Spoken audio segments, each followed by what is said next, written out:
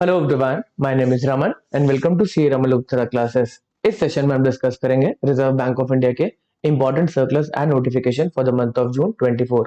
आगे काफी बड़े एग्जामिनेशन होने वाले हैं, चाहे वो सेबी का हो, आईएफएससी का हो या फिर आरबीआई का हो। हर एक एग्जामिनेशन के लिए रिजर्व बैंक ऑफ इंडिया के सर्कुलर्स एंड नोटिफिकेशन इंपॉर्टेंट है। एक आधा क्वेश्चन यहाँ से लग जाता है, तो आपके एग्जाम के लिए एक इंपॉर्टेंट सेशन है ये। बात को स्टार्ट करते हैं जून मंथ के इंपॉर्टेंट सर्कुलर्स एंड नोटिफिकेशन से। पहली इंपॉर्टेंट नोटिफिकेशन आती है इंटरेस्ट रेट के बारे में, जो बैंक डिपॉजिट्स पे देते हैं। हम एक बैंक के बारे में चर्चा करेंगे। अच्छा, हमें इतना पता है कि अलग अलग बैंक अलग अलग रेट ऑफ इंटरेस्ट ऑफर करते हैं डिपॉजिट्स के बारे में। अभी हम एक बैंक के बारे में बात करते हैं। फॉर एग्जांपल एक्सिस बैंक है। आपने इस बैंक के अंदर डिपॉजिट करा और ये बैंक क्या करेगा, इस पैसे को आगे लेंड कर देगा। जब एक्सिस बैंक इस पैसे को लेंड करेगा तो वो क्रेडिट अप्रेजल करेगा, जो भी लोन मांगने के लिए आएगा उसको अप्रेज करेगा। हाँ जी, आपको पैसा दे सकते हैं कि नहीं दे सकते, आप कितने सेफ क्लाइंट हैं, आपके फाइनेंशियल स्टेटमेंट चेक करेगा, आपकी क्रेडिट हिस्ट्री चेक करेगा। उसके बेसिस पे आपको वो लोन देगा। अगर आप एक सेफ क्लाइंट है तो आपसे वो कम रेट ऑफ इंटरेस्ट चार्ज करेगा। ऑन द अदर हैंड, अगर कोई ऐसा बंदा आ गया जिसके फाइनेंशियल स्टेटमेंट हिले पड़े हैं, जिसकी क्रेडिट हिस्ट्री ठीक नहीं है, तो उस पर अगर एक्सिस बैंक लोन देगा तो बोलेगा हाँ जी, हम आपको लोन तो दे रहे हैं, बट आप थोड़े से हमें रिस्की क्लाइंट लग रहे हैं, तो आपसे हम रेट ऑफ इंटरेस्ट ज्यादा चार्ज करेंगे। तो यहां से हमें एक बात की क्लैरिटी मिली, जो भी एक्सिस बैंक या फिर कोई भी बैंक लोन देता है वो क्रेडिट अप्रेजल पे डिपेंडेंट है और उसके अंदर अलग अलग रेट ऑफ इंटरेस्ट चार्ज होते हैं। ऑन द अदर हैंड, अगर हम बात करें, एक्सिस बैंक जो डिपॉजिट ले रहा है, जो आपसे डिपॉजिट ले रहा है, क्या उस पर अलग अलग रेट ऑफ इंटरेस्ट ऑफर कर सकता है? एक्सिस बैंक में आपने पैसा डिपॉजिट करा है, आपको बोला आपको 6% मिलेंगे। फिर एक्सिस बैंक का कोई सीनियर मैनेजमेंट का बुआ का लड़का आ गया, तो क्या उसको 8% ऑफर करे जा सकता है? तो यहाँ पर रिजर्व बैंक ऑफ इंडिया आता है और बोलता है नहीं, ऐसा नहीं हो सकता। आप रेट ऑफ इंटरेस्ट यूनिफॉर्मली देंगे डिपॉजिट्स के ऊपर। अब इसके अंदर भी एक पॉइंट है, यहाँ पर बोला कि कुछ स्पेसिफिक बातों के बारे में आप differential rate of interest offer कर सकते हैं। उस बात को पढ़ने के लिए आए। क्या बात है? सबसे पहली बात, जो अमेंडमेंट करी गई है वो बल्क डिपॉजिट की डेफिनेशन के अंदर करी गई है। ये बल्क डिपॉजिट होता क्या है? इंग्लिश में हमें इसका मतलब समझ में आ रहा है, किसी ने मोटा अमाउंट डिपॉजिट करा है। तो यहाँ पर क्या लिखा गया है? Single rupee term deposit. मतलब अगर कोई एफडी कराने के लिए आ रहा है, टर्म डिपॉजिट कराने के लिए आ रहा है 3 करोड़ या उससे ज्यादा की, एक शेड्यूल्ड कमर्शियल बैंक या फिर स्मॉल फाइनेंस बैंक के अंदर, तो उसको बल्क डिपॉजिट बोला जाएगा। अभी आपको ये समझना है जी, उसको बल्क डिपॉजिट बोल दिया, 3 करोड़ या उससे ज्यादा है, तो आपका डिपॉजिट एक बल्क डिपॉजिट है।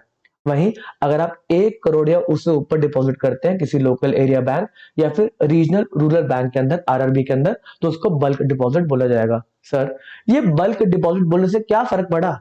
इस बल्क डिपॉजिट के ऊपर बैंक को एक लीवे प्रोवाइड करा गया कि आप डिफरेंशियल इंटरेस्ट की पेमेंट कर सकते हैं। अभी हम इसको आगे पढ़ेंगे। चलो, हम इंटरेस्ट रेट के फ्रेमवर्क के बारे में पढ़ते हैं। यहाँ पर क्या लिखा गया कि करंट अकाउंट अगर है, कोई बिजनेस के अकाउंट है, तो उसमें कोई भी इंटरेस्ट की पेमेंट नहीं होगी। ये रिजर्व बैंक ऑफ इंडिया की डायरेक्शन बोल रही है। कोई भी बैंक करंट अकाउंट के ऊपर इंटरेस्ट नहीं देगा। लिख दिया भाई, नो है। ऐसा नहीं कर सकते कल कोई एडवर्टाइज कर दे, बैंक कह रहा है जी हमारा करंट अकाउंट अलग है, हम इस पे इंटरेस्ट की आपको फैसिलिटी देंगे। नहीं दे सकते, रिजर्व बैंक ऑफ इंडिया ने मना कर दिया। इसके साथ साथ लिखा, जो भी आप रेट्स को ऑफर कर रहे हैं वो यूनिफॉर्म रहेंगे across all branch, all customers. ऐसा नहीं है कि आप किसी कस्टमर को ज्यादा रेट दे दे, वैसा वगैरह कोई डिस्क्रिमिनेशन आपको नहीं करना। ठीक है जी। इसके बाद सेविंग डिपॉजिट के ऊपर बात बोली कि यहाँ पर 1 लाख रुपए तक आप एक रेट चार्ज करेंगे, और अगर 1 लाख रुपए से ऊपर सेविंग बैंक अकाउंट के अंदर पड़ा रहता है तो उस केस के अंदर आप डिफरेंशियल रेट ऑफर कर सकते हैं। जो आप डिफरेंशियल रेट दे रहे हैं वो यूनिफॉर्म रहेगा। मतलब 1 लाख रुपए से ऊपर अगर किसी को आप इंटरेस्ट ऑफर कर रहे हैं, किसी के सेविंग अकाउंट के अंदर 1 लाख से ऊपर पड़ा रहता है, तो उस केस के अंदर जो आप इंटरेस्ट ऑफर कर रहे हैं वो सबके लिए यूनिफॉर्म रहेगा जिनका 1 लाख से ऊपर डिपॉजिट रहता है। समझ में आती है बात? ठीक है। अगर आप ऑनलाइन सर्च करेंगे तो स्टैंडर्ड चार्टर्ड बैंक है, जो शायद 1 लाख रुपए से ऊपर अगर आप सेविंग बैंक में रखते हैं तो डिफरेंशियल रेट ऑफर करता है। ठीक है। साथ में क्या लिखा गया? Interest rate on domestic term deposits के बारे में। यहाँ पर लिखा कि टर्म डिपॉजिट जो एफडी है उसका मिनिमम टेन्योर होगा 7 डेज का। आप ऐसा नहीं कर सकते कि एक दिन की एफडी करा रहे हो, कि सुबह एफडी कराई ताकि आपको रेट ऑफ इंटरेस्ट ज्यादा मिल जाए, सुबह एफडी कराई शाम को तोड़ लेकर, नहीं। 7 दिन की मिनिमम एफडी होगी। उसके अंदर डिफरेंशियल इंटरेस्ट रेट ऑफर कर सकते हैं बल्क डिपॉजिट के ऊपर। तभी तो बल्क डिपॉजिट की डेफिनेशन पढ़ना इंपॉर्टेंट था। बल्क डिपॉजिट होते क्या है, तो सिंगल अगर एफडी करा रहा है कोई शेड्यूल कमर्शियल बैंक या स्मॉल फाइनेंस बैंक में, तो वो 3 करोड़ से ज्यादा क्या है, अगर लोकल एरिया बैंक और आरआरबी है तो वहां पर 1 करोड़ या उससे ज्यादा है, तो उस पर डिफरेंशियल इंटरेस्ट की पेमेंट करी जा सकती है। ओके जी, इंपॉर्टेंट है। अगला इंपॉर्टेंट न्यूज आती है इसके अंदर। जो एग्जिम बैंक है उसने रिपब्लिक ऑफ गयाना को एक लाइन ऑफ क्रेडिट दी है 23.37 मिलियन डॉलर्स की। ये दी भी किस लिए, क्योंकि हिंदुस्तान एरोनॉटिक्स लिमिटेड से कोई प्लेन परचेज करेंगे दो, तो उसके अंदर ही आपको लोन की फैसिलिटी प्रोवाइड करेगी। एक बार रीड करेंगे काफी है, ठीक है। अगला इंपॉर्टेंट डायरेक्शन नोटिफिकेशन आता है जो कि है प्रायोरिटी सेक्टर लेंडिंग के ऊपर। प्रायोरिटी सेक्टर लेंडिंग कहीं ना कहीं बैंकिंग के टर्म्स के अंदर बहुत ही इंपॉर्टेंट है। बैंक क्या बोलता है, मतलब रिजर्व बैंक ऑफ इंडिया बोलता है, देखो आप लोन वगैरह प्रोवाइड कर रहे हैं बैंक्स, बट आप ध्यान रखना कि सारा का सारा लोन आप कॉर्पोरेट्स को ना दे दे, जो मतलब पेमेंट्स कर सकते हैं, जो एक्विजिशन कर सकते हैं, जो बड़े कॉर्पोरेट्स हैं, आप सारा पैसा उनको ना दे दे। आप उन लोगों को पैसा दे जिनको एक्चुअल में रिक्वायरमेंट है, जिनको हमें गरीबी से निकालना है। पैसा प्रोवाइड करेंगे, वो बिजनेस वगैरह करेंगे, और ताकि वो बिजनेस वगैरह करके थोड़ा बहुत इनकम जनरेट कर सके। तो यहाँ पर प्रायोरिटी सेक्टर लेंडिंग के टारगेट से जाते हैं, बैंक्स को बोलते हैं। अगर डोमेस्टिक कमर्शियल बैंक की बात करें तो यहाँ पर आपका प्रायोरिटी सेक्टर लेंडिंग का टारगेट है 40% of adjusted net bank credit और credit equivalent of off balance sheet exposure. आपको जो याद करना है वो 40% की ही है, कि इनको 40% की लेंडिंग करनी होती है प्रायोरिटी सेक्टर लेंडिंग के अंदर। अब ये प्रायोरिटी सेक्टर को डिफाइन कर देते हैं कि कौन कौन सा एरिया प्रायोरिटी सेक्टर है। उस लिस्ट को आपको नहीं पढ़ना, आपके लिए सिर्फ इतना इंपॉर्टेंट है कि एग्रीकल्चर की बात करें तो 40% में से 18% आपको एग्रीकल्चर में देना है। इसके अंदर भी एक सब लिमिट है कि आपको 10% देना है स्मॉल एंड मार्जिनल फार्मर्स को। माइक्रो एंटरप्राइज की बात करें तो यहाँ पर आपको 7.5% देना है। वीकर सेक्शन की बात करें तो वहां पर आपको 12% देना है। अगर आप बैंकिंग का कोर एग्जामिनेशन देंगे किसी बैंक का, तो उसके अंदर आपको ये लिमिट्स और उसके अंदर भी डिटेल्स कि एग्रीकल्चर के अंदर क्या क्या आता है, स्मॉल एंड मार्जिनल फार्मर्स क्या होता है, उनकी डेफिनेशन वगैरह पता होनी चाहिए। बट रेगुलेटरी बॉडी एग्जामिनेशन के अंदर इतना इंपॉर्टेंट नहीं है। आपको बस ये वाला अगर लिमिट पता है 40% की, वो काफी है। वही फॉरेन बैंक के बारे में बात करें तो ये 40% की ही लिमिट है, बट इनके लिए कोई और अलग से सब लिमिट नहीं बनाई गई एग्रीकल्चर वगैरह के रिस्पेक्ट में। तो फॉरेन बैंक्स को बोला, देखो हमें पता आप किस लिए यहाँ पर आए हो, आप जनरली इंपोर्ट एक्सपोर्ट को फैसिलिटेट करने के लिए आए। तो यहाँ पर जो 40% की लिमिट है उसमें बोला वो 32% है, वो एक्सपोर्ट्स के रिस्पेक्ट में हो सकता है, और बैलेंस जो 8% है वो अलग सेक्टर में आप कर लेना, ठीक है। आरआरबीज की बात करें तो रीजनल रूरल बैंक, नाम में आ रहा है जी, ये तो रूरल मतलब जो सेक्टर है उनके बेनिफिट के लिए बनाया गया है। तो यहाँ पर जो इनका प्रायोरिटी सेक्टर का टारगेट है वो सबसे ज्यादा है, जो कि है 75%। ओके। एग्रीकल्चर की बात करें तो वो सेम है 18%, माइक्रो एंटरप्राइज 7.5%, वीकर सेक्शन की बात करें तो यहाँ पर थोड़ा सा ज्यादा है 15%, ठीक है। स्मॉल फाइनेंस की बात, बैंक की बात करें तो यहाँ पर भी जो बनाया गया इंटेंशन है स्मॉल फाइनेंस बैंक को बनाने का, तो क्रेडिट को अलग अलग सेक्टर तक पहुंचाने का है। तो इनकी भी जो लिमिट्स है वो ज्यादा 75% की है। 18% की एग्रीकल्चर की होगी, micro enterprise 7.5% and weaker section का 12%। अगर बात करें चेंज की, अमेंडमेंट क्या है, तो अमेंडमेंट आया किसी और बात के अंदर, ये तो हमने वैसे रीड कर लिया। जो अमेंडमेंट आई है वो आई है, एक पॉइंट है इसके अंदर कि यहाँ पर है ना प्रायोरिटी सेक्टर लेंडिंग के अंदर कुछ एरिया को आइडेंटिफाई करते हैं और कहते हैं देखो इस एरिया के अंदर अच्छा खासा प्रायोरिटी सेक्टर का लोन दे रखा है, तो उसको बोलते हैं इधर आप और लोन मत दे। मतलब क्या रोकने का तरीका क्या बोल रहे हैं कि यार देखो इस सेक्टर के अंदर अच्छा खासा लोन है, तो इस एरिया में आप और लोन ना दे। तो उस केस के अंदर बोलते हैं अगर आप इस सेक्टर के अंदर जहां पे ऑलरेडी प्रायोरिटी सेक्टर की अच्छी खासी लैंडिंग हो रखी है, तो यहाँ पर जो आप लोन देंगे उसको हम कम कंसिडर करेंगे, मतलब कम वेट देंगे उसको। वही ऑन द अदर हैंड कोई ऐसा सेक्टर है, कोई ऐसा एरिया है जहां पर कम लोन दे रखे हैं पीएसएल के, प्रायोरिटी सेक्टर के, तो कह रहे हैं वहां पर अगर आप लोन देंगे तो यहाँ पर जो आप लोन दे रहे हैं उसको हम ज्यादा कंसिडर करेंगे। मतलब ये बोलने का तरीका क्या है कि जो एरिया अभी अंडर सर्व्ड है वहां पर अगर आप लोन देते हैं तो उसको ज्यादा कंसिडर करा जाएगा आपके टारगेट्स के रिस्पेक्ट में। क्या लिखा गया हम इसको पढ़ते हैं। To address the regional disparity, अलग अलग जगह कहीं पे कम लोन है कहीं पे ज्यादा लोन है, तो यहाँ पर लिखा कि अगर वो एरिया है पर कैपिटा पीएसएल जिसका 9,000 रुपीज से लेस है, तो कह रहा है अगर आप वहां पर देते हैं प्रायोरिटी सेक्टर लेंडिंग करते हैं वहां पे, तो उसको वेटेज दी जाएगी 125% की। फॉर एग्जाम्पल अगर आप लोन देते हैं 10,000 रुपीज का, तो जो आपकी ये परसेंटेज की कैलकुलेशन है उसमें इस लोन को कंसिडर करा जाएगा 12,500 का। समझ में आता है ना, वेट दे दिया उसको 125% का। ऑन द अदर हैंड अगर किसी एरिया के अंदर, किसी रीजन के अंदर जो पीएसएल की लेंडिंग हो रखी है वो 42,000 से ज्यादा की है, वहां पे काफी अच्छा खासा लोन दे रखा है, per capita priority sector lending 42,000 से ज्यादा की है, तो वहां पर वेट दिया जाएगा इसको 90% का। मतलब अगर आप वहां पर लोन देते हैं 10,000 का, तो उसको कंसिडर करा जाएगा कि आपने 9,000 का ही पीएसएल का लोन दिया है। इसके अगर बीच में अगर अगर आप आते हैं तो वहां पर 100% की आपकी कैलकुलेशन होगी। मतलब इन दोनों के बीच में 9,000 से ज्यादा है, 42,000 से कम है, तो 100% का ही वेट दिया जाएगा। इसमें जो चेंज है वो ये है कि पहले जो पीएसएल की लिमिट थी वो 6,000 थी लोअर साइड पे, और अपर साइड पे 25,000 थी। तो कहीं ना कहीं काफी इंपॉर्टेंट है, इस चेंज के ऊपर क्वेश्चन आ सकते हैं। ठीक है, अगली जो चेंजेस है, चेंजेस क्या है, मतलब एमएसएमई की डेफिनेशन दे रखी है, माइक्रो आपको एंटरप्राइज को देना होता है ना, तो उसकी डेफिनेशन के बारे में बोल रखा है कि आप जरा चेक कर लेना। जो एमएसएमई की डेफिनेशन है वो चेंज हो रखी है, काफी टाइम से हो रखी है चेंज, बट एग्जामिनेशन के लिए इंपॉर्टेंट है। तो माइक्रो एंटरप्राइज की बात करें तो यहाँ पर सबसे पहली बात दो चीजों को कंसिडर करते हैं आपको क्लासिफाई करने के लिए, कि आप माइक्रो है, स्मॉल है, या फिर एक मीडियम एंटरप्राइज है। तो यहाँ पर एक तो आपकी इन्वेस्टमेंट प्लांट एंड मशीनरी के अंदर, एंड दूसरा टर्नओवर। बात को ध्यान रखेंगे, एंड है इसके बीच में, मतलब दो कंडीशन आपको सेटिस्फाई करनी है। एक, अगर आपको माइक्रो एंटरप्राइज क्वालिफाई करना है तो आपकी प्लांट एंड मशीनरी में इन्वेस्टमेंट 1 करोड़ से कम होनी चाहिए, 1 करोड़ तक होनी चाहिए, और आपका जो टर्नओवर है वो 5 करोड़ से ज्यादा का नहीं होना चाहिए। यहाँ पर एंड है बीच में, मतलब अगर आपका प्लांट एंड मशीनरी के अंदर जो इन्वेस्टमेंट है वो 1 करोड़ है, और अगर आपका टर्नओवर 6 करोड़ हो जाता है, तब आप माइक्रो एंटरप्राइज नहीं रहेंगे। अगर स्मॉल एंटरप्राइज की बात करें तो इस केस के अंदर प्लांट एंड मशीनरी में आपका इन्वेस्टमेंट होना चाहिए 10 करोड़ तक, और आपका जो टर्नओवर होना चाहिए वो 50 करोड़ तक होना चाहिए, 50 करोड़ से ज्यादा नहीं होना चाहिए। ठीक है, इसके ऊपर अगर मीडियम एंटरप्राइज की बात करें तो वहां पर 50 करोड़ तक आपका इन्वेस्टमेंट हो सकता है प्लांट एंड मशीनरी के अंदर, एंड जो आपका टर्नओवर है वो 250 करोड़ तक हो सकता है। इसको याद करने के लिए आपको स्टार्टिंग करें माइक्रो की, तो यहाँ पर 1 करोड़ से बात स्टार्ट होगी, माइक्रो है सबसे छोटा 1 करोड़, इसको आप 10 से इंटू कर देंगे प्लांट एंड मशीनरी के अंदर, तब आप स्मॉल में चले जाएंगे, फिर आप इसको 5 से इंटू कर देंगे, तब आप मीडियम में चले जाएंगे। ऐसा बस याद करने के लिए है।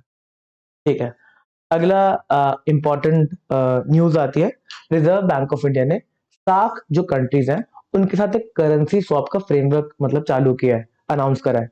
अब इसके अंदर क्या है, सबसे पहले जो सार्क कंट्री की बात करें तो ये साउथ एशिया एसोसिएशन है। इसके अंदर जो कंट्रीज आते हैं वो है अफगानिस्तान, बांग्लादेश, भूटान, इंडिया, मालदीव, नेपाल, पाकिस्तान एंड श्रीलंका। अब ये करेंसी स्वैप्स होता क्या है, तो एक ही डेरिवेटिव कॉन्ट्रैक्ट होता है। इसके अंदर क्या करते हैं, करेंसी को स्वैप करा जाता है। मतलब इंडिया क्या करेगी कि जनरली जो करेंसी स्वैप होता है वो डॉलर्स में होता है, वो भी इसलिए होता है क्योंकि जो इंटरनेशनल पेमेंट्स करते हैं वो जनरली डॉलर्स में होती है। आप किसी भी कंट्री के बारे में अगर सोचेंगे तो उनका जो मेजर इंपोर्ट करा जाता है ऑयल का करा जाता है, और उसकी पेमेंट्स कहीं ना कहीं डॉलर्स में ली जाती है। तो यहाँ पर जो करेंसी स्वैप जो कंट्री के बीच में होता है वो डॉलर्स के बेसिस पे होता है। अगर आप इंडिया के पर्सपेक्टिव में बात करें तो इंडिया के पास अच्छा खासा फॉरेक्स रिजर्व है, अच्छा खासा डॉलर्स में पैसा पड़ा हुआ है। तो यहाँ पर क्या करते हैं करेंसी स्वैप के अंदर, श्रीलंका बोलता है यार मेरे को कुछ पैसा दे दो, डॉलर्स दे दो, मेरे को ऑयल वगैरह खरीदना है। तो यहाँ पर इंडिया डॉलर्स दे देगी उनको, जो रेट चल रहा होगा इस समय स्वैप कर लेगी, और उनसे उनकी करेंसी को ले लेगी, और कुछ डेट के बाद, कुछ टाइम के बाद, 1 महीने के बाद, 2 महीने के बाद, फिर इसको डॉलर्स को वापस वो परचेज कर लेगी। ये करेंसी का स्वैप होता है। ये जो पेमेंट्स करी जा रही है डॉलर को दिया जा रहा है और उनकी करेंसी को लिया जा रहा है, इसमें इंटरेस्ट का एलिमेंट भी होता है। ठीक है, तो ये सार्क कंट्री के लिए जो रिजर्व बैंक ऑफ इंडिया है उसने करेंसी स्वैप का फ्रेमवर्क को अनाउंस कर रखा है। बायलेटरल स्वैप अग्रीमेंट्स होंगे इसके अंदर। अगर आपको रुपये में स्वैप करना है, अगर आप रुपए लेना चाहोगे तो गवर्नमेंट खुश होगी, बड़ी जी हमारी करेंसी लेना चाहते हैं, तो यहाँ पर 250 बिलियन रुपी का सपोर्ट दिया गया है। वहीं अगर आपको यूएस डॉलर या यूरो में चाहिए स्वैप करना है, तो यहाँ पर जो कॉर्पस है वो 2 बिलियन यूएस डॉलर का है। एक्चुअल के अंदर हर एक कंट्री को यूएस डॉलर ही चाहिए होते हैं। चलो, तो यहाँ पर आपके जून मंथ के इंपॉर्टेंट सर्कुलर्स एंड नोटिफिकेशन समाप्त होते हैं। 4 या ज्यादा कुछ मतलब और भी जो बाकी नोटिफिकेशन सर्कुलर आते हैं वो रेपिटेटिव होते हैं, और वहां से क्वेश्चन आने के थोड़े से कम चांसेस हैं। तो यहाँ पे आपका सेशन समाप्त होता है। इस सेशन के एमसीक्यूज को अटेम्प्ट करना मत भूलिएगा। Okay tata, bye bye. Hello everyone, my name is Raman and welcome to C Raman Luthra classes. इस सेशन में हम डिस्कस करेंगे रिजर्व बैंक ऑफ इंडिया के important circulars and notification for the month of May 24। इस मंथ के अंदर जो नोटिफिकेशन सर्कुलर्स आए, कहीं ना कहीं उनका स्ट्रेस फॉरेन एक्सचेंज की तरफ ज्यादा था। अगर फॉरेन एक्सचेंज मैनेजमेंट की बात करें तो वो काम है रिजर्व बैंक ऑफ इंडिया के पास। आप न्यूज सुनते रहते हैं कि हमारे रिजर्व बैंक ऑफ इंडिया के पास इतने बिलियन डॉलर के फॉरेक्स रिजर्व पड़े हैं। तो foreign exchange management and foreign exchange के बारे में रेगुलेशंस लाने का काम है रिजर्व बैंक ऑफ इंडिया के पास। एक एग्जामिनेशन के अंदर इस पॉइंट के ऊपर क्वेश्चन आ चुका है। चलो आज के सेशन को स्टार्ट करते हैं। पहली नोटिफिकेशन आती है डिपॉजिट्स के बारे में। तो यहाँ पर reserve bank of India direct कर रहा है, क्या कोई पर्सन रेजिडेंट आउटसाइड इंडिया है वो इंडिया के अंदर इंटरेस्ट बेरिंग अकाउंट खोल सकता है, चाहे वो इंडियन रुपी के अंदर हो या फिर फॉरेन करेंसी में हो। तो आंसर है yes, reserve bank of India बोल रहा है कि person resident outside India India के अंदर इंटरेस्ट बेरिंग अकाउंट खोल सकता है, चाहे इंडियन रुपी में हो या फॉरेन करेंसी में हो, बट एक पर्पस के लिए। वो पर्पस है कि आपको मार्जिन की पेमेंट करनी है डेरिवेटिव कॉन्ट्रैक्ट्स के बारे में। तो ये मार्जिन क्या होते हैं? अगर आप कोई कॉन्ट्रैक्ट वगैरह एंटर करते हैं तो उसके अंदर आपको कुछ पेमेंट्स करनी होती है। ये पेमेंट्स किस लिए दी जाती है? कहीं ना कहीं सिक्योरिटी के फॉर्म में। अगर वो कॉन्ट्रैक्ट्स आपके फेवर में नहीं रहते और आप मुकर जाते कि आप पेमेंट्स नहीं करेंगे, तो उस केस में मार्जिन से आपके पैसे काट लेते हैं। तो मार्जिन का पर्पस यही है। और डेरिवेटिव कॉन्ट्रैक्ट्स की बात करें तो डेरिवेटिव कॉन्ट्रैक्ट्स क्या होते हैं? हम एग्जाम्पल लेते हैं। अच्छा, डेरिवेटिव कॉन्ट्रैक्ट्स अपनी वैल्यू कहीं ना कहीं डिराइव करते हैं एक अंडरलाइन एसेट से। हम एग्जाम्पल के फॉर्म में समझते हैं। अगर मेरे को फॉरेन करेंसी चाहिए, मेरे को यूएस से घूमने जाना है, मेरे को डॉलर चाहिए, मैं आज जाता हूँ बैंक के पास और बैंक को बोलता हूँ मेरे को डॉलर्स दो। रिजर्व बैंक ऑफ इंडिया ने आपको लाइसेंस दे रखा है डॉलर को बेचने का, तो ये लो इंडियन रुपी और मेरे को डॉलर्स दे दो। ये जो कॉन्ट्रैक्ट करा गया हैंड टू हैंड डिलीवरी होगी, तो इसको बोलते हैं हम स्पॉट कॉन्ट्रैक्ट। वही अगर बात करें कि मेरे को डॉलर चाहिए बट आज नहीं चाहिए, एक महीने के बाद चाहिए, तो इस केस में मैं बैंक के पास जाता हूँ, जी मेरे को डॉलर्स तो चाहिए बट एक महीने के बाद चाहिए। तो बैंक बोल रहा है तो अभी क्यों आए हो? एक महीने के बाद आना। तो मैं कह रहा हूँ नहीं नहीं, एक महीने के बाद तो चाहिए बट मेरे को डर लग रहा है कहीं ना कहीं डॉलर का रेट ना बढ़ जाए, तो आप आज मेरे को एक रेट कोट कर दो कि मैं एक महीने के बाद आऊं और आपको पेमेंट कर दूं इसी रेट के हिसाब से। तो आज के दिन पे बैंक एक महीने के बाद पे कितना डॉलर बिक रहा होगा वो रेट कोट कर देगा। जो एक महीने के बाद डॉलर बिकेगा उसका रेट कैसे कंप्यूट करा गया होगा? आज जितने पे बिक रहा है, तो इसको डेरिवेटिव कॉन्ट्रैक्ट बोलते हैं। डॉलर आज कितने में बिक रहा है, अगर एक महीने बाद की बात करें तो क्या रेट हो सकता है, इसको डिराइव करा गया, कंप्यूट करा गया, इसको डेरिवेटिव कॉन्ट्रैक्ट्स बोलते हैं। अब डेरिवेटिव कॉन्ट्रैक्ट्स के बारे में अगर हम थोड़ी सी और चर्चा करें, तो अगर कोई एक्सचेंज ट्रेडेड डेरिवेटिव कॉन्ट्रैक्ट्स हैं जो बहुत फेमस है, आपने सुना होगा फ्यूचर्स एंड ऑप्शंस वगैरह, ये आपका स्टॉक एक्सचेंज पे लिस्टेड होते हैं। तो ये अंडर रेगुलेटरी परव्यू है securities and exchange board of India के। आप फ्यूचर ऑप्शन अगर करते हैं तो वो सेबी के परव्यू में आते हैं। बट तीन डेरिवेटिव कॉन्ट्रैक्ट्स के ऊपर रिजर्व बैंक ऑफ इंडिया का परव्यू है। एक है, अगर इंटरेस्ट रेट के बारे के अंदर कोई डेरिवेटिव कॉन्ट्रैक्ट करा जा रहा है, इंटरेस्ट रेट स्वैप्स वगैरह करे जा रहे हैं, तो वो अंडर रेगुलेटरी परव्यू है रिजर्व बैंक ऑफ इंडिया के।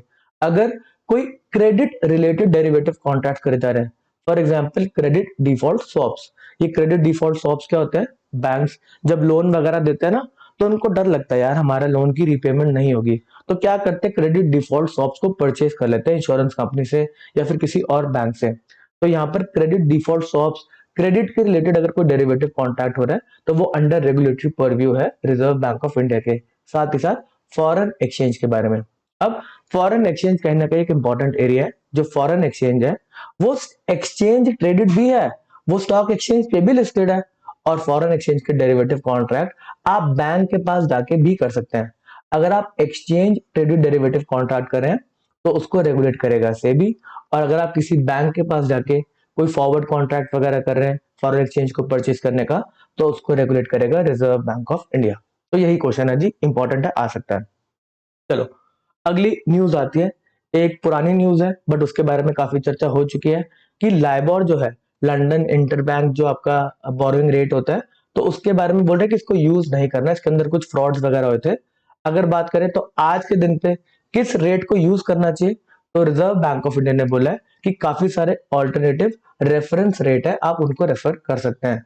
अगर सबसे ज्यादा यूज होने वाले रेट की बात करें तो आज के टाइम पे हो रहा है वो सिक्योर्ड ओवरनाइट फाइनेंसिंग रेट, जो कि निकालता है federal reserve bank of New York. अगर इंडिया के पर्सपेक्टिव में बात करें कि रेफरेंस रेट कौन निकालता है, तो वो है financial benchmark India private limited, FBIL। और ये कौन से रेट को निकालता है, तो वो है MMI FOR, modified Mumbai interbank forward outright rate. यही इंपॉर्टेंट है। तो लाइबोर को बंद कर दिया गया है, बोल रहे कि इसको ट्रांजिशन कर लेंगे। अच्छा, कुछ कॉन्ट्रैक्ट्स बहुत बड़े बड़े कॉन्ट्रैक्ट्स होते हैं ना, कुछ ज्यादा टाइम के होते हैं, तो धीरे धीरे बोर्ड इसको ट्रांजिट करेंगे। अगर कोई लाइबोर पे चल रहा है तो उसको आप धीरे धीरे हटा के किसी और रेट पे लेके जाएंगे। और इंडिया के अंदर पहले निकल कर आता था Mumbai interbank forward outright rate, MIFOR। तो ये भी बंद हो गया, क्योंकि ये MIFOR है ना, ये डिपेंडेंट था लाइबोर के ऊपर। तो अगर लाइबोर ही बंद हो रहा तो MIFOR को भी बंद करना पड़ेगा। तो इसको हटाने के लिए फिर एक नया रेट लाया गया, MMIFOR। ये Mumbai interbank forward outright rate के आगे लगा दिया गया मॉडिफाइड, ठीक है ना, मॉडिफाई कर दिया। ये लाइबोर को तो यूज कर ही नहीं सकते, ठीक है। यही न्यूज है, इससे ज्यादा आपको नहीं पढ़ना। थर्ड न्यूज आती है issuance of partly paid units. यहाँ पर अगर कोई रेजिडेंट आउटसाइड इंडिया है, अगर उसको इंडिया में इन्वेस्टमेंट करना है, तो एक एवेन्यू प्रोवाइड कर रखा है AIF के through, alternate investment funds. Alternate investment funds, इसको सेबी रेगुलेट करता है। जनरली जो हाई नेटवर्थ इंडिविजुअल्स होते हैं वो इस रूट के थ्रू इन्वेस्टमेंट करते हैं, थोड़ी सी रिस्की इन्वेस्टमेंट्स होती हैं।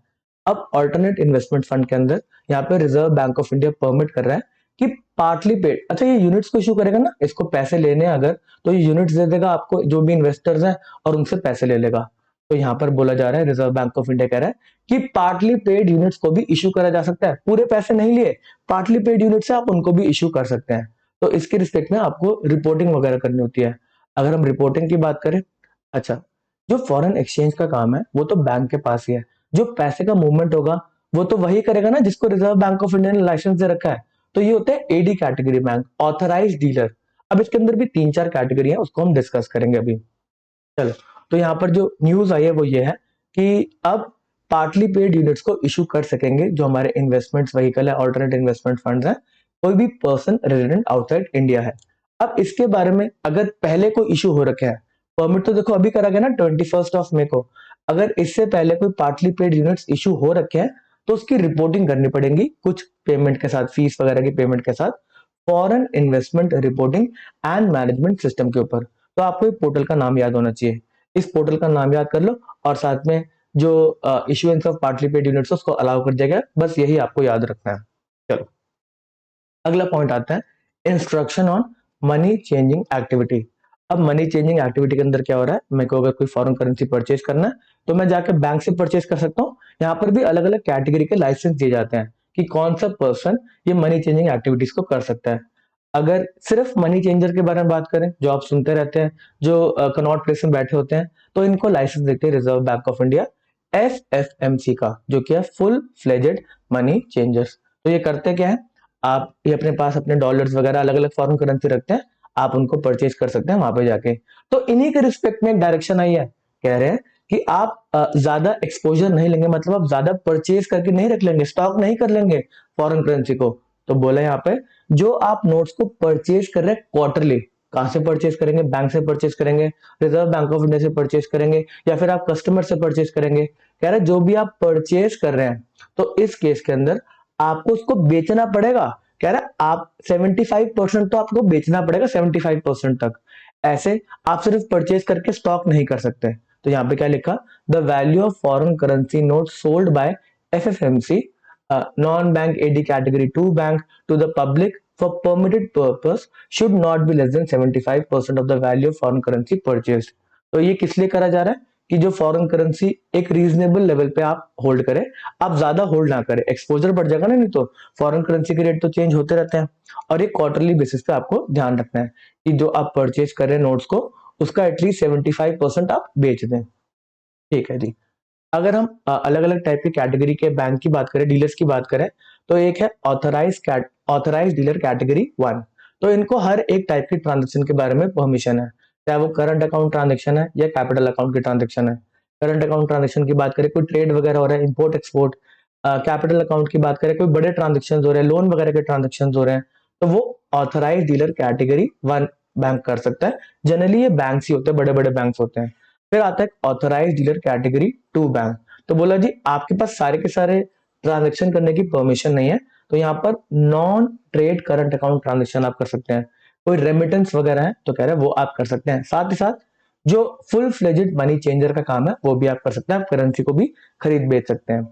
ऑथराइज डीलर कैटेगरी 3 बैंक की बात करें तो ये पब्लिक से डील नहीं करते, इनका खुद का कुछ फॉरेन करेंसी का ट्रांजेक्शन वगैरह होते हैं। तो कह रहा है अपने बिजनेस के रिस्पेक्ट में जो इंसिडेंटल ट्रांजेक्शन है वो कर सकते हैं। तो foreign exchange transaction incidental to their business and activities, ये कस्टमर को डील नहीं करते।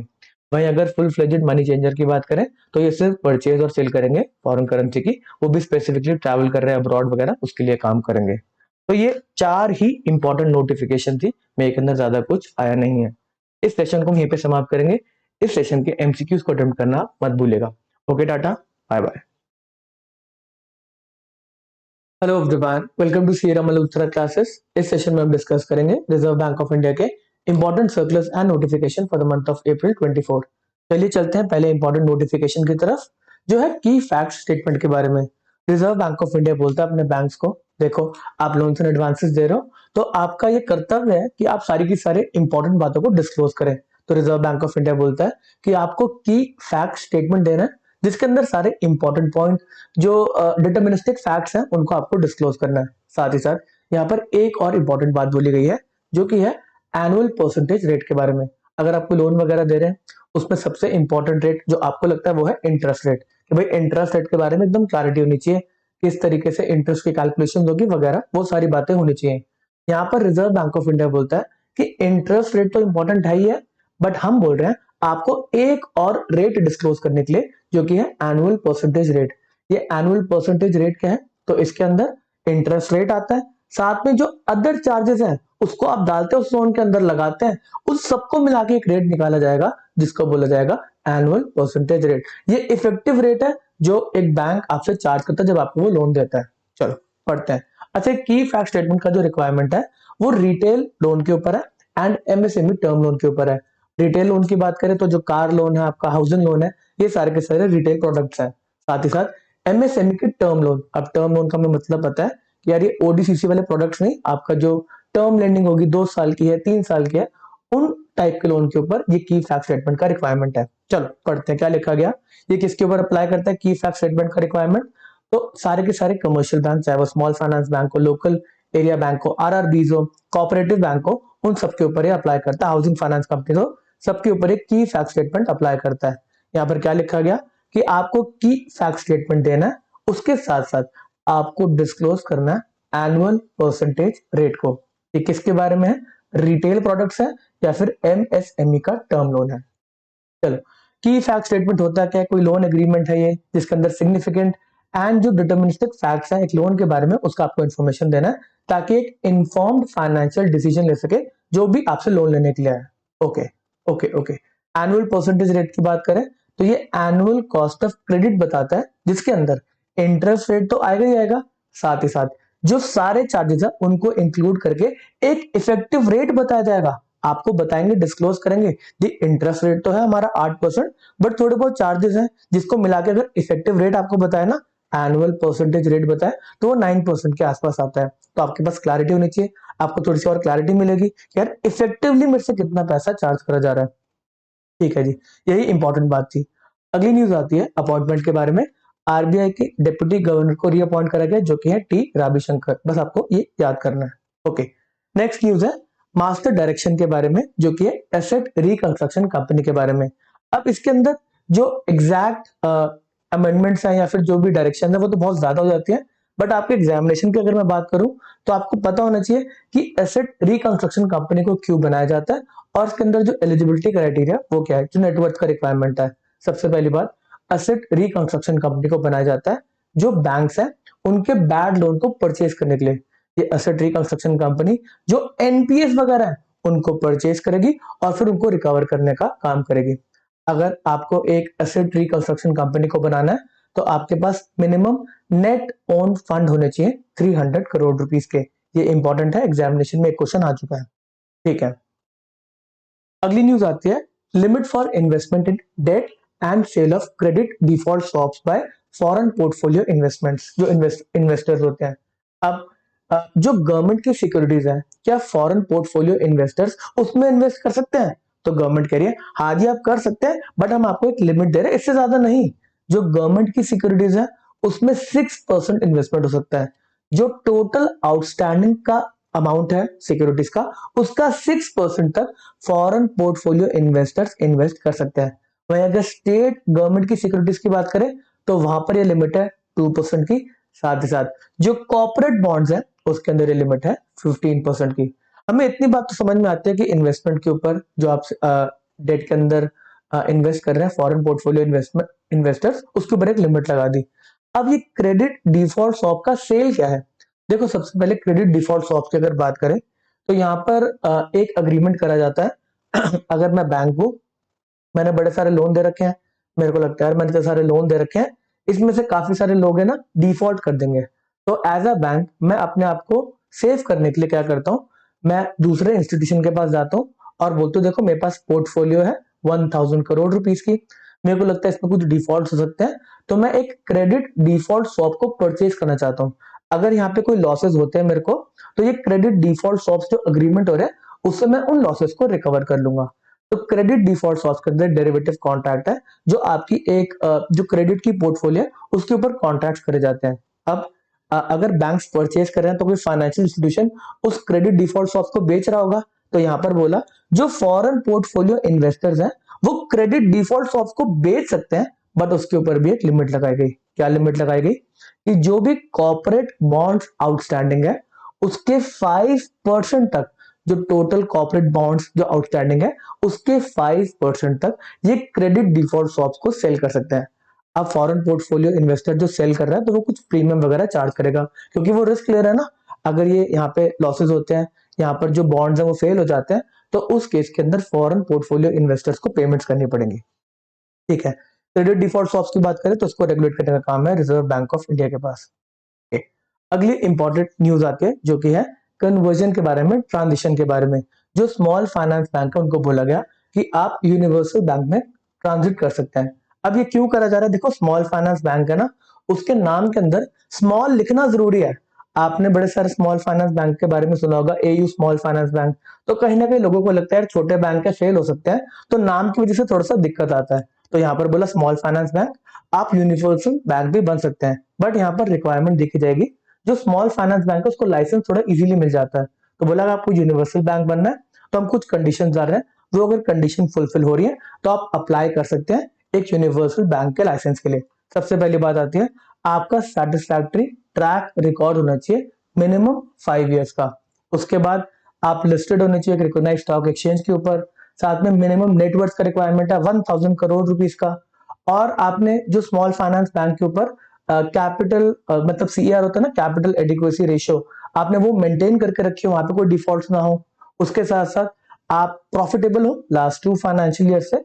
साथ ही साथ आपका जो ग्रॉस नॉन परफॉर्मिंग एसेट है and net non performing asset है वो 3% एंड 1% के अराउंड होना चाहिए। इससे मतलब ज्यादा नहीं होना चाहिए। ग्रॉस नॉन परफॉर्मिंग एसेट की बात करें तो यहाँ पर जो बैड लोन्स वगैरह है वो 3% तक हो सकते हैं। वही नेट नॉन परफॉर्मिंग एसेट क्या होता है कि जो भी आपका total gross non performing asset है उसमें से अगर आप प्रोविजन को लेस कर देंगे तो वो नेट नॉन परफॉर्मिंग एसेट हो जाएगा। तो कह रहा आपको लॉसेस 1% तक होंगे तो चलेगा, मतलब ये एनएनपी 1% तक है तो चलेगा। इससे ज्यादा अगर होंगे तो आप रिस्की हैं, तो उस केस में हम आपको यूनिवर्सल बैंक नहीं बनने देंगे। ये भी लास्ट 2 फाइनेंशियल ईयर्स के रिस्पेक्ट में है। तो एक छोटा सा सेशन था ये आपका अप्रैल मंथ के सर्कुलर नोटिफिकेशन का। इसके एमसीक्यूज अटेम्प्ट करना मत भूलिएगा। Okay tata, bye bye.